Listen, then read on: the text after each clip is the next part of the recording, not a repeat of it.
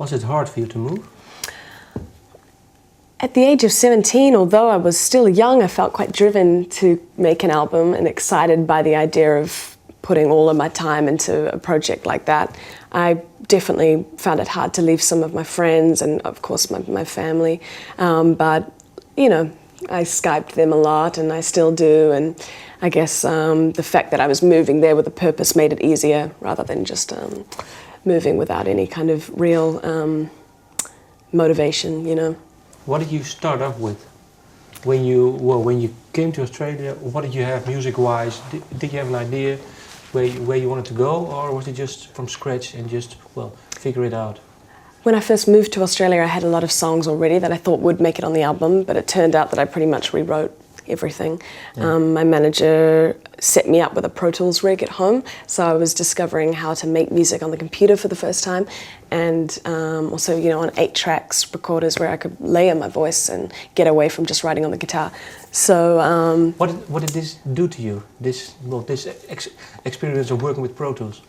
Really expanded the way I wrote music, because I could sit down and hear a horn line in my head and actually notate it out in MIDI and create a horn arrangement, you know, rather than being restricted to just the voice or just guitar. It also meant that I could experiment with sampling and taking from other songs and creating drum beats, stuff like that. And yeah, it just kind of opened up a new world sonically for me.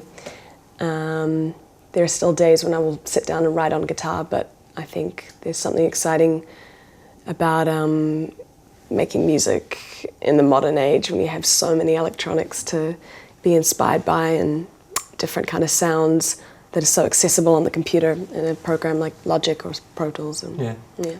You work with 2 producers, one more with the hip-hop background and one more in the dance background, I read. What did they bring to your music? What did they do to you, to your songs? I've worked with a lot of different producers on this version of the album that'll come out in Europe. You're right that one of them was from a hip-hop background, and others have been from film soundtrack backgrounds, you know. There's a whole range, and I think every producer that you work with brings a new dimension and perspective to your music. Working with M. Phases from an urban background in Australia, he brought a kind of aggression to the music, definitely more of a focus on the bottom end and hard-hitting snares, which was something that I didn't have so present in my music. Working with people like Mike Elizondo, who did a lot of work with Dr. Dre, was of course an amazing experience. Greg Kurstin in America, who's worked with, I mean, the Shins, the Flaming Lips, Foster the People, all of these artists that I really looked up to. And they, you know, they all bring a different perspective and help you to think differently about music, which has been a big kind of learning process for me. This album that you are releasing over here contains different songs than the 1-2 in Australia. That's right. What was the decision you left out of songs and you put on songs? What was the decision to do that? I took a writing trip in America to see if I could maybe add a couple of songs to the album, just, you know, purely out of interest and because the label had suggested it. And I ended up writing like 10 songs over there, and so I decided to, you know, finish 5 or 6, and it turns out that they were really strong, and I feel that this new version of the record is an evolution of what it was in Australia. It also means that it's kind of fresh for me as well, you know, to have some new tracks on there, as I've lived with a lot of them since I was quite young.